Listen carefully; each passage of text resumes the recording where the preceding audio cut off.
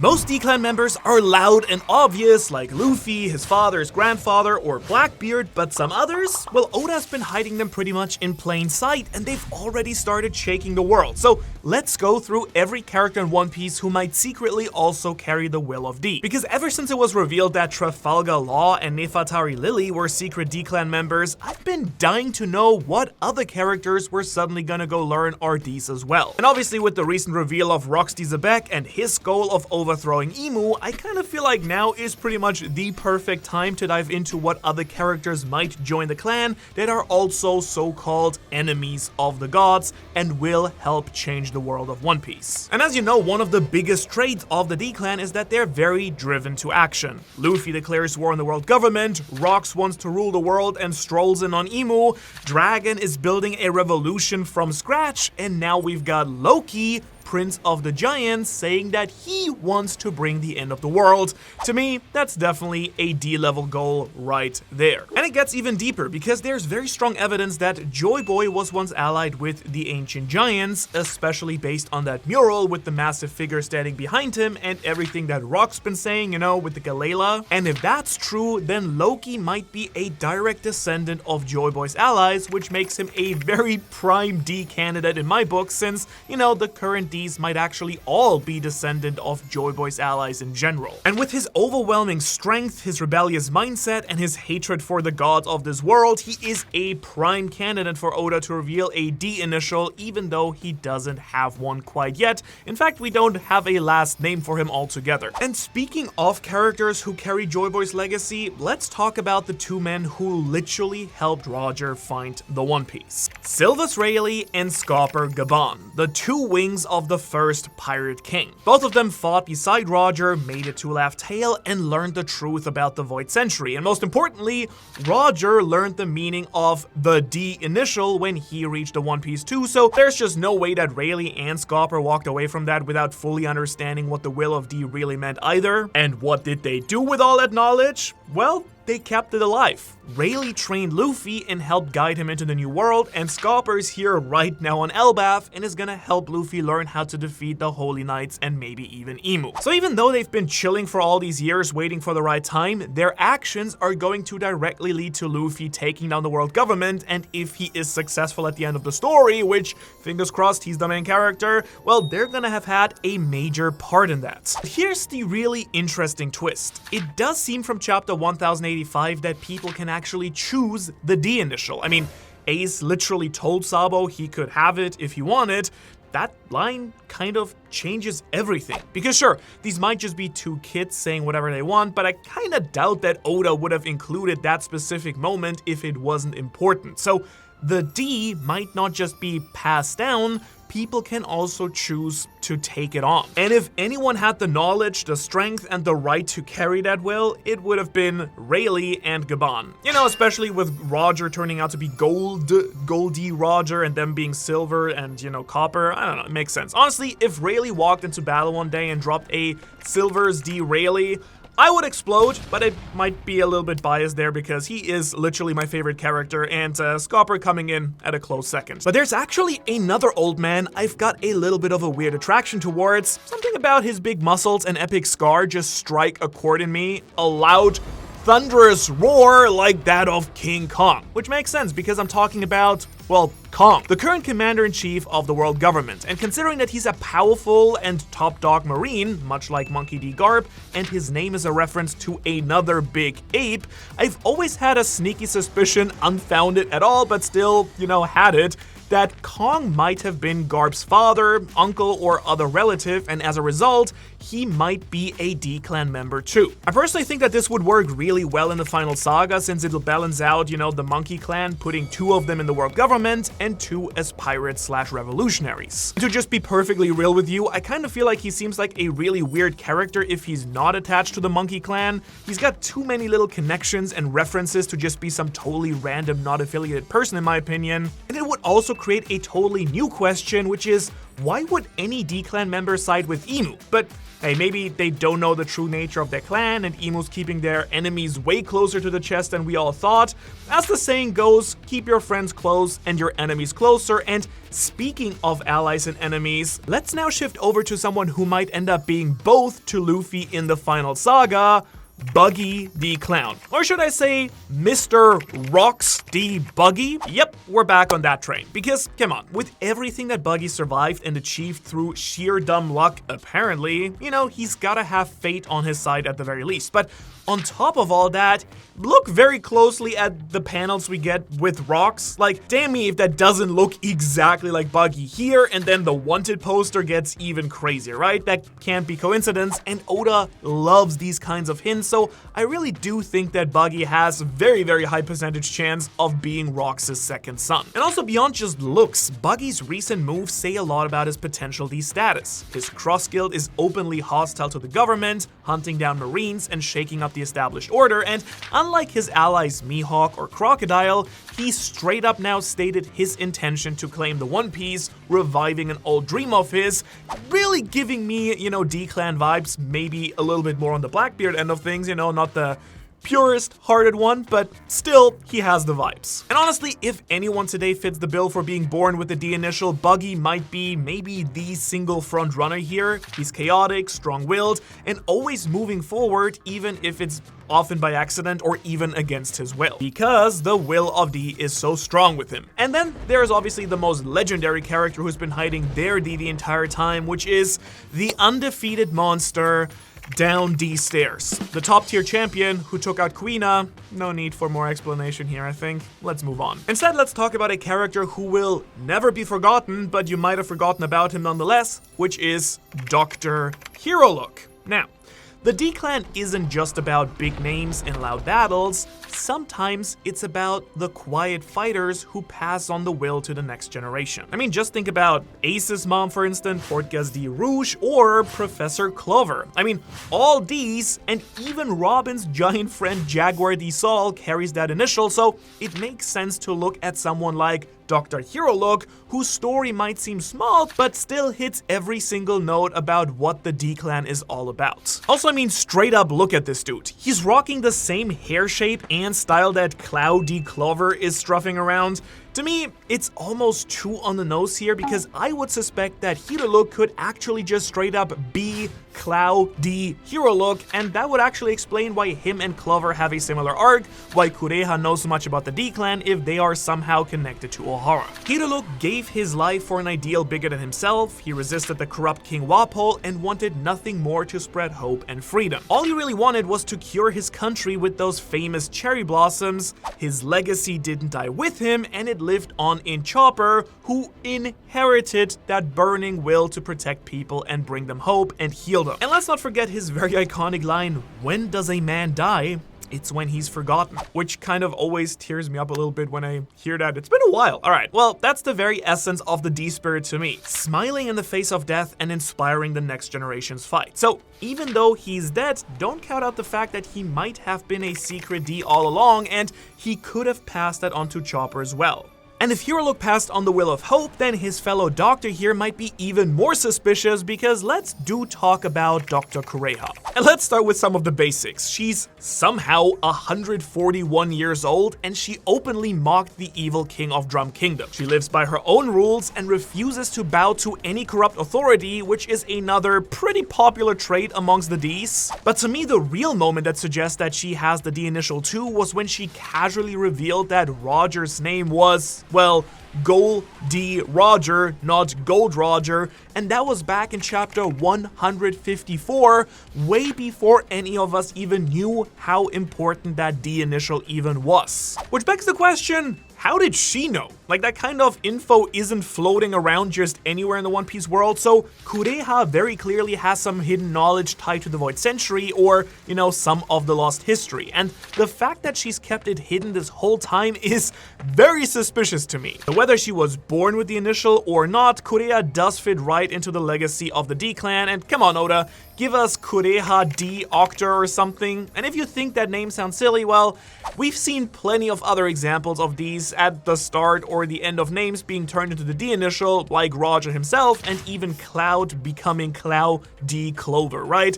Also, let's admit that Kureha absolutely must have been on some really cool and badass crew. Now, the next few characters I want to talk about were actually part of that ancient history because the Kozuki clan are very likely also descendants of Joy Boy's allies during the Void Century, which, you know, makes them very likely to have the D initial as well. And I do want to start with the man, the GOAT, the legend, Kozuki Oden. Because one of the biggest traits of the D clan is that they smile in the face of death.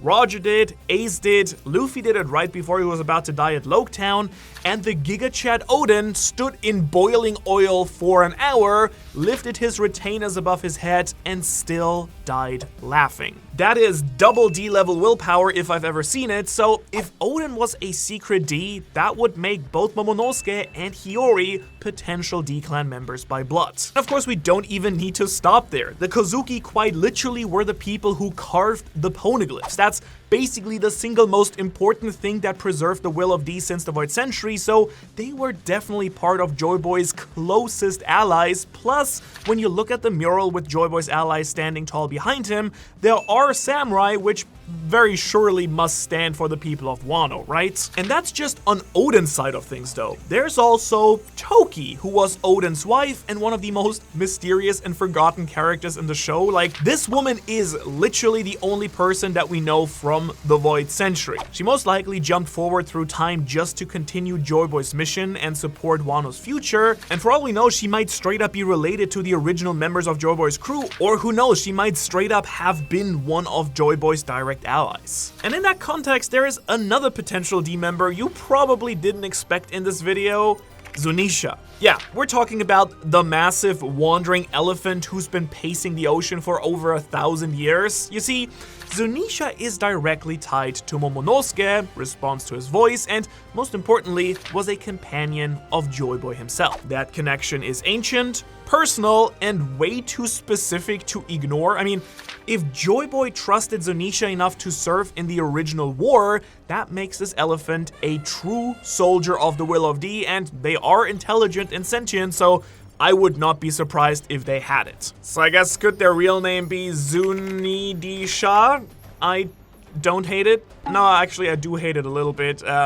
Anyways, I would not be surprised if this happens, just keep it in mind. And if Zunisha's a secret D, then the two warriors closest to him might be candidates too. We're talking about Inuarashi and Nekomamushi. For starters, these two were the guardians of the road poneglyph in Zou, loyal retainers of Oden, and deeply tied to both Wano and Joy Boy's legacy at the same time. Their people quite literally ride and live on the back of Zunisha, and that's about as direct a connection to the ancient world as it gets. But it's also their actions that really line up well with the D-clan spirit. Both Ino and Neko sacrificed themselves without hesitation to protect their entire friends, their home, and the future of the world. They were also ready to go down smiling, just like Oden, and that kind of fearless loyalty to a cause bigger than themselves really hints at them, you know, being D members as well. And also, just look at their Sulong forms. Their fur turns all white, just like Luffy's Gear 5 Nika form, and the Minks are depicted here on the mural as well, so that's another two connections to Joy Boy and the D-clan. But now I want to shift gears a little bit and look at someone who isn't as directly connected to Joy Boy or the Ancient Kingdom, but still feels like they probably could be a D in every other way, Boa Hancock. Because I just want you to look at her history this way. Pretty much all the allies of Joy Boy and the Ancient Kingdom isolated themselves from the world government. Wano with their borders, the fishmen 10,000 meters underwater. Amazon Lily kind of follows the exact same concept. They posted up in the calm belt where almost no one can reach them, and they don't even allow any men on their island in general. On top of that, Boa is a Conqueror Haki user, which already puts her in company with most of the Ds that we know about. And then we have her very obvious hatred for the Celestial Dragons from when she and her sisters were captured and enslaved, and she despises the so-called gods as much as anyone, probably more than anyone, and that ties directly into what Corazon told us back in chapter 764 right here. The D are the enemies of the gods. They're basically something like the boogeyman for the celestial dragons, and the world noble parents even use the name of the Ds to scare their little kids. And since Hancock is definitely their enemy and has all the hallmarks of a powerful D fighter, that makes her a fantastic D-clan candidate. And who knows, maybe she can get that D from Luffy by marrying him. Alright, let's keep going with Luffy's allies here, because next we've got the mermaid princess Shiraoshi. And yes, she might not seem like your typical D. She's shy, gentle, and definitely not picking fights with the celestial dragons. In fact, we don't have any confirmed fishmen that are Ds so far, but her heritage is kind of undeniable. Shiraoshi is Poseidon, or part of Poseidon, one of the 3 ancient weapons, and that means that she's a direct descendant of the original mermaid princess, who Joy Boy was clearly allied with centuries ago and wrote a letter to on that poneglyph here. And her power lets her command the Sea Kings very similarly to how Momonosuke can control Zunisha. And that power alone makes her one of the most important figures connected to Joy Boy's legacy, and we know that, you know, her ancestor and him had a direct relationship. And you can gain your own superpower, by the way, by joining my official Patreon, where you can get access to a ton of exclusive perks like monthly artwork, bonus content, early chapter reactions. We have a bunch of other really cool stuff over there, a free newsletter every week. Go check it out. Alright, let's next talk about Wiper, the hot-headed Shandian warrior. As we've already talked about a bunch of times now, the D-clan are known as the enemies of the gods, and Wiper might just be the most enemy of the god guy in the entire story so far, right? Like, he was willing to do anything to take down Enel and the Skypians, who had been oppressing his people for generations. Wiper really didn't care who it was. He was willing to give his entire body and life to defeat them, and that kind of behavior has got my D radar blasting like crazy. But there's of course even more history behind his connection to the D as well. First, there are the Sky People depicted in a mural in Elbaf, and the Shandians were entrusted with a poneglyph. So very strong evidence that they were also major allies of Joy Boy already, plus we can't forget that Wiper is the direct descendant of Kalgara, who fought side by side with Mont Blanc Noland, a man with pretty big D energy himself, if I dare say so. And it actually just makes sense to bring up this legendary explorer because Mont Blanc Noland was a truth seeker to the core. He traveled the seas making allies, spreading truth, and as we saw in the flashback with Kalgara, literally chopping heads off of false gods. I've even made a whole video in the past here talking about how Noland might very well be one of the secret members of Bragman and how he was kind of the Joy Boy / Luffy / Roger of his generation, so he, out of all people, is a prime D candidate as well, even though he's long dead. What really seals it though is how his will has lived on too. His descendant crickets inherited his obsession with finding the truth, just like how Ds always pass on their wills. And if we really want to play games with the names, we could very easily make it Noland D Mont Blanc. Such a cool and underrated character. But next up is the realest D in this entire video, a man so legendary, Oda couldn't even put him in the manga. You know who I'm talking about. It's my man Con D Oriano, the meme king. Honestly, if he doesn't have the D, then nobody gets it. Nobody deserves it. Alright, let's focus on a potential D now, who is not quite as much of a good guy as the rest of these characters we've talked about. It's time to talk about Eustass D. Kid. Kid's always been one of the most rebellious characters in the series. He took on Big Mom, got his arm cut off by the Red Hair Pirates, fought against Kaido, uses Conqueror Haki, and then got wrecked by Shanks a second time. Nice. And even though he basically loses any time he doesn't have help from Law or Luffy, he still charges forward with absolutely no regrets. And that is pretty much prime D behavior. Plus, Luffy and Law are confirmed Ds, and Oda likes to group these 3 together, so come on. I think we gotta give some love to Kid. He gets very little of it, and he might be dead, so who knows if it even matters. Alright, we're now going to go a little bit weird with this next one, but hear me out for a second first, because it actually does make a lot of sense once you look at the pieces here. Because I want to talk about the Figarland family, or should I say the Figarland D family. Shanks might be the most D-like character in the entire story who doesn't yet have the initial. Yet. He was raised on Roger's ship, inherited his ideals, clearly knows something about the true history of the One Piece world, was known as the Child of Destiny who probably was supposed to fill in Luffy's shoes, so I can easily see Shanks revealing that he was a D all along too. Now, does that mean his entire family are Ds, or would Shanks just have gotten the initial from his adopted dad, Roger? Well, let's look at Garling Figarland, who looks completely loyal to Emu, but remember, not all the Ds are straight up good guys. Just look at everything Marshall D. Teach, or I guess Rox D. Teach at this point, has done in the story. I could easily see Garling pulling a betrayal card if the right opportunity to take power himself presented came around. So I don't think he can't be a D, which means that their whole family could have been Ds the entire time, and they also wouldn't be the first Celestial Dragons either. I mean, there is the Nefertari family too, who were D-Clan members as well. But here's where things get really fun, because just look at the name. Figarland.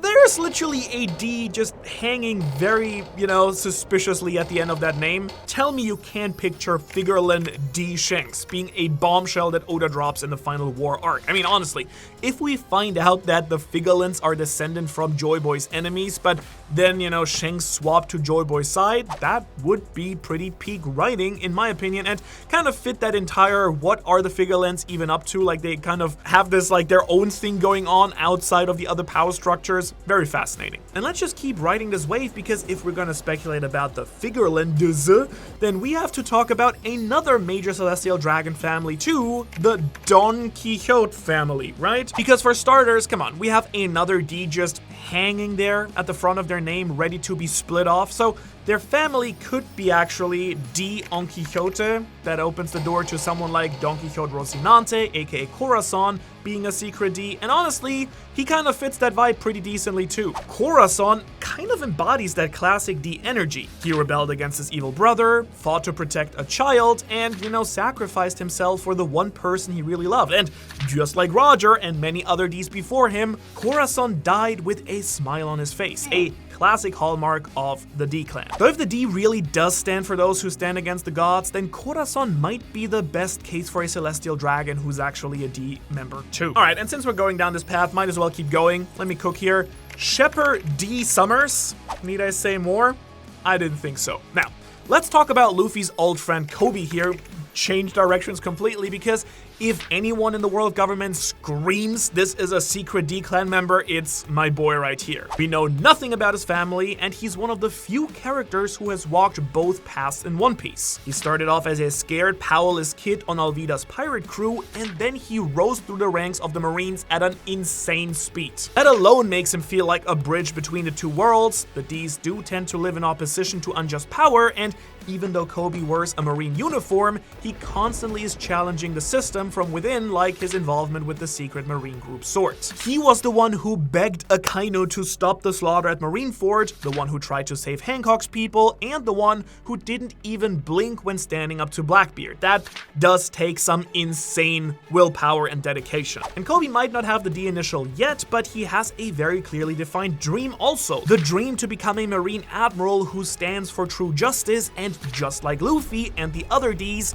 he's willing to risk everything to make that dream reality. Honestly, if Garp, another D-Clan member, was gonna pass on his will to anyone, this is the kid, right? So if it turns out that his name is Koby D. Marine, I'm gonna throw a party with all of you guys, of course, you're invited. And if Koby is the potential D within the Marine system, then Kuzan is probably the possible D who walked away, right? Because his journey is kind of the mirror opposite to Koby. He started as a Marine and ended up on a pirate crew, but even back in the day, Kuzan was never your average world government enforcer. Instead, Aokiji seems obsessed with finding out the truth about the world, and he's now walking this weird gray line, this lone wolf thing. He's technically part of Blackbeard's crew, but is always giving off some major undercover vibes for everyone. So if the D-Clan is about defying the gods, seeking freedom, and resisting tyranny, then Kuzan might be more D than anyone else wearing the Code of Justice. And even with the Marines, he was constantly questioning orders, resisted going to the extreme, and famously, of course, let Robin go because he knew the truth mattered more than blind obedience. That is exactly the same thing that Jaguar D. Sol, another former Marine, did when he saved Robin on Ohara, so